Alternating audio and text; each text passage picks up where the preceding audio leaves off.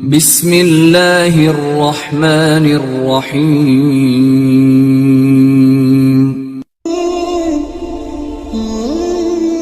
Dan dari sini juga kita mengetahui bahwa jin dan juga manusia, keduanya makhluk Allah subhanahu wa ta'ala yang akan binasa.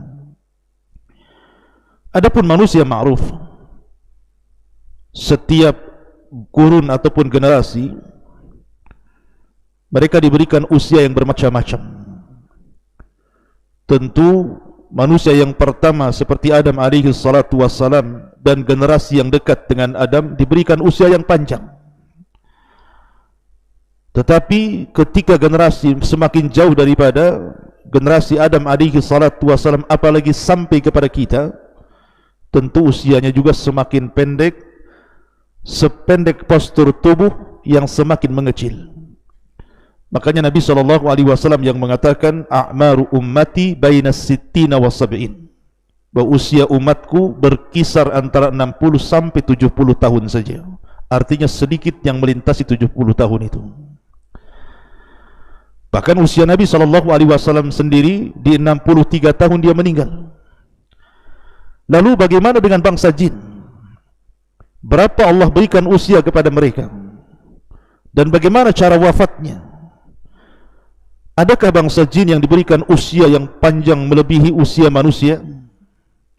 Ma'asyiral muslimin yang dimuliakan Allah subhanahu wa ta'ala, kita tahu bahwa jin itu memiliki beberapa golongan. Golongan yang pertama adalah jin yang Allah subhanahu wa ta'ala kekalkan usianya, dan baru Allah subhanahu wa ta'ala wafatkan dalam tiupan sangkakala yang pertama. Itulah yang disebut dengan iblis laknatullah alaihi. Karena iblis itu bagian daripada jin. Allah subhanahu wa ta'ala berfirman dalam surah Al-Kahfi, illa iblisa kana minal jinni fafasaqa an amri rabbi. Kecuali iblis yang tidak mau sujud kepada Adam, dia bagian daripada jin, dan dia jin yang fasik terhadap perintah Rabbnya. Dari sini menunjukkan bahwa iblis bagian daripada bangsa jin. Lah iblis ini Allah kecualikan atas permintaan dia sendiri. Dia mengatakan fa'anzirni ila yaumi yub'atsun, ya Rabb, tangguhkan usiaku sampai hari kelak semua makhluk dibangkitkan. Maka Allah subhanahu wa ta'ala mengabulkan permintaan iblis dan mengatakan fa innaka minal mungdharin ila yaumil waqtil ma'lum, sesungguhnya engkau termasuk makhluk yang diberikan tangguhan usia sampai batas waktu yang ditentukan. Maksudnya sampai tiupan sangkakala yang pertama ketika makhluk dihancur-hancurkan Allah azza wa jalla. Lah kelompok yang pertama, iblis ini tidak diwafatkan. Sejak diciptakan sampai hari ini dia tetap hidup, dan kelak akan diwafatkan pada tiupan sangkakala yang pertama.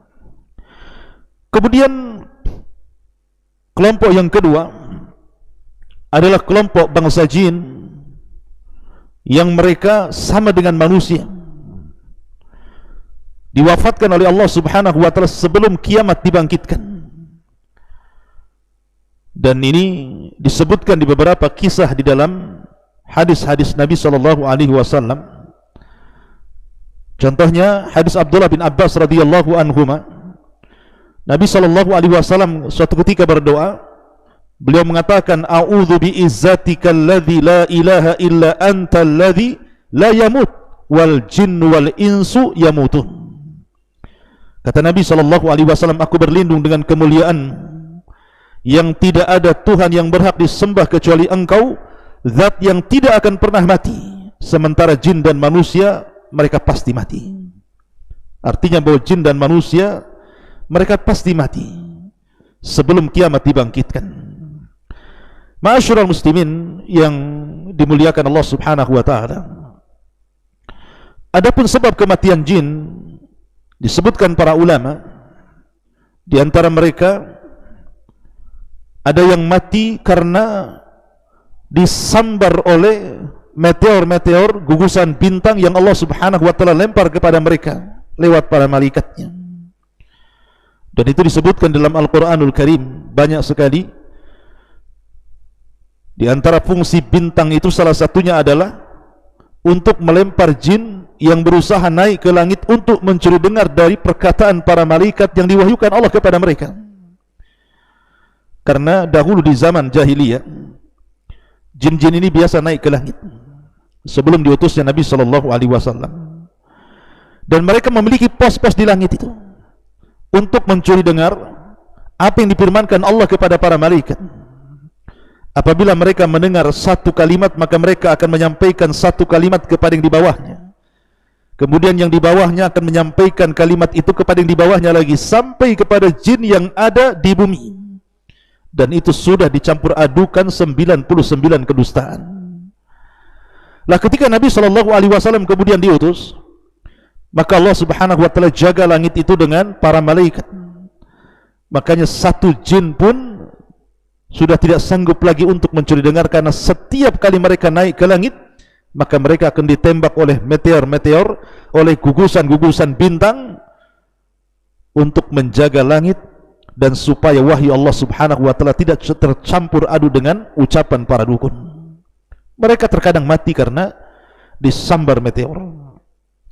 Ataupun jin itu mati karena sebab yang lainnya. Mungkin saling membunuh di antara mereka sama dengan manusia. Atau mungkin manusia yang membunuh mereka, seperti orang yang meruqyah umpamanya. Terkadang orang meruqyah dan orang itu kemasukan jin, kemudian dibacakan Al-Quran sampai terbakar, bahkan ada di antara mereka yang sampai mati. Ataupun sebab yang lainnya, seperti maunya mereka sakit atau sudah tua. Tapi yang jelas bahwa ada kemiripan antara jin dan juga manusia dalam kematian. Walaupun tentu jin akan berbeda dalam kekuatan dengan manusia, karena ada hal-hal yang manusia kalau melakukannya pasti mati, tapi jin tidak mati. Seperti umpamanya manusia yang menyelam ke dalam air tanpa alat satu pun, tentu dia akan mati kehabisan oksigen. Tetapi ada jin-jin itu yang bisa masuk ke dalam air dan mereka tidak mati. Mereka bisa berhari-hari dalam air itu. Atau mereka bisa terbang ke langit tanpa alat sampai kepada langit yang sudah tidak ada oksigen lagi, mereka bisa. Dan itu tidak bisa dilakukan manusia kecuali menggunakan alat ataupun kecuali karena izin Allah Subhanahu wa taala, seperti Nabi SAW di Isra Mi'rajkan sampai ke Sidratil Muntaha. Tapi yang jelas bahwa jin-jin ini bisa mati. Termasuk juga jin yang tasyakul, beralih rupa. Seperti umpamanya dia beralih rupa kepada manusia. Apabila seandainya jin yang beralih rupa ini kepada manusia dibunuh, maka dia mati juga. Dan itu kejadian ketika Nabi SAW mengutus Khalid ibn Walid radhiyallahu an untuk menghancurkan patung Uzza. Jadi ketika Fathu Mekah, Nabi SAW merintahkan banyak para sahabat untuk menghancurkan patung-patung yang disembah orang-orang musyrik kala itu. Lah salah satunya Nabi SAW mengutus Khalid ibn Walid untuk menghancurkan patung Uzza. Setelah kemudian Khalid bin Walid menghancurkan patung Uzza, kemudian datang kepada Nabi SAW dan mengatakan, "Ya Rasulullah, aku sudah menghancurkan Uzza." Tiba-tiba Nabi SAW mengatakan, "Irji fa innaka lam tasna syai'an." Hei Khalid, kembali ke tempat Uzza itu, karena engkau belum berbuat sesuatu kepada patung Uzza itu.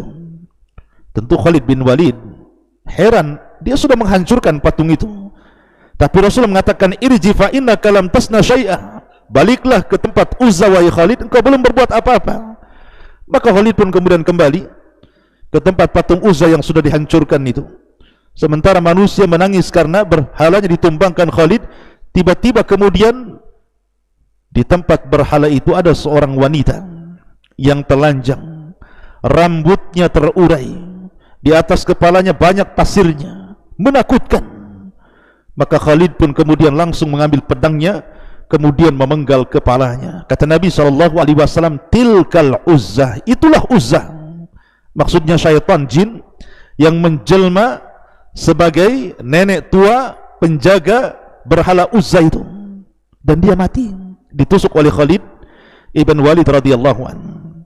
Ma'asyiral muslimin yang dimuliakan Allah Azza wa Jalla, ataupun kisah tentang seorang sahabat yang membunuh ular.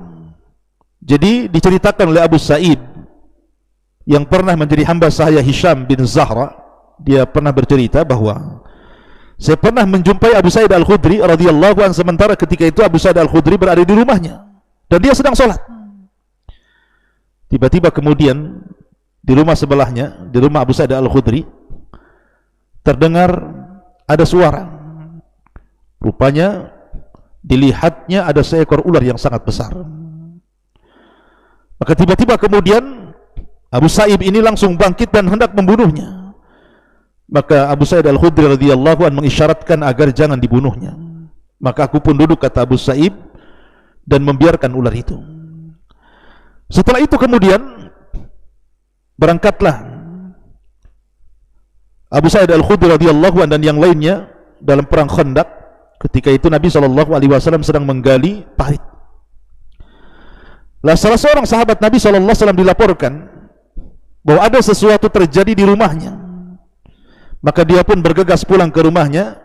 Kemudian Nabi SAW menyuruh untuk membawa senjata. Maka kemudian laki-laki ini pun membawa senjata, kemudian pulang ke rumahnya. Kagetnya ketika tiba-tiba istrinya lari dalam rumah, dan di zaman itu tidak ada wanita yang keluar rumah. Maka dia cemburu dan mengatakan, hampir-hampir aku tebas leher istriku karena saking cemburunya. Karena dikhawatirkan mungkin ada laki-laki atau dia bermain di belakang suaminya. Tapi istrinya menenangkan dan mengatakan, jangan kau luapkan cemburumu dulu, tetapi kau lihat ke dalam rumah itu. Akhirnya kemudian anak muda ini masuk ke dalam rumah. Dilihatnya ada ular besar yang sedang berdiri.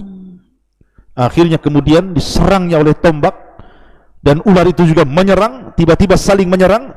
Tombak mengenai ular dan gigitan ular pun mengenai sahabat ini, dan Allah takdirkan dua-duanya meninggal dunia. Baik ular itu atau sahabat Ansar ini meninggal dunia. Maka kabar ini sampai kepada Nabi SAW, sehingga Rasul mengatakan, istaghfiru li akhikum, mintalah ampun kepada Allah kepada saudara kalian ini. Inna bil madinati jinnan qad aslamu. Sesungguhnya di Madinah ini terkadang ada jin yang sudah masuk Islam. Fa idza ra'aitu minhum syai'a, kalau seandainya kau melihat di antara mereka jin yang berupa ular itu, fa'adhinuhu thalathata ayyam, usir dia dari rumah kalian selama 3 hari. Fa in badalakum ba'da dhalik, tetapi kalau seandainya dia tidak mau pergi dari rumah kalian, kata Nabi SAW, faqtuluhu fa inna huwa syaitan, fa innama huwa syaitan, bunuhlah ular itu karena bisa jadi jelmaan daripada syaitan. Lah kisah anak muda ini yang membunuh ular sampai mati menunjukkan bahwa jin bisa mati. Sama dengan manusia juga bisa meninggal. Akan tetapi perbedaan kita dengan jin, kalau jin itu diberikan usia yang cukup panjang, berbeda dengan kita manusia. Kita manusia sudah dibatasi usianya tidak lebih daripada 60 sampai 70 tahun bagi umat Nabi SAW. Walaupun seandainya ada yang lebih, maka itu karunia Allah Subhanahu wa ta'ala. Tetapi bangsa jin diberikan usia yang panjang-panjang, sehingga usia mereka menjangkau usia manusia. Terkadang manusia sudah 2-3 generasi mereka masih hidup. Ma'asyiral muslimin yang dimuliakan Allah Subhanahu wa ta'ala, dari sinilah kelebihan jin dari segi usia. Tetapi ingat bahwa tidak semua jin itu jahat. Ada jin yang saleh, ada jin yang tidak demikian. Makanya Allah Subhanahu wa ta'ala ketika mengkinayahkan soal jin-jin yang masuk Islam, jin-jin itu mengatakan, wa inna minna salihuna wa minna duna dhalikunna tara'iqa qidada. Di antara kami ada jin-jin yang saleh, tapi di antara kami juga ada yang tidak demikian. Kami ini bertingkat-tingkat. Jadi ada yang mereka masuk Islam seperti 7 jin yang pernah saya ceritakan. Mereka mendengar Rasul SAW membaca ayat Al-Quran, kemudian mereka beriman dan menjadi para duat bagi bangsa jin. Tapi di antara mereka ada yang menjadi pengikut iblis dan terus memusuhi Bani Adam, menyakiti Bani Adam, menyesatkan Bani Adam, sampai kemudian mereka puas dengan Bani Adam mengikuti mereka. Ini di antara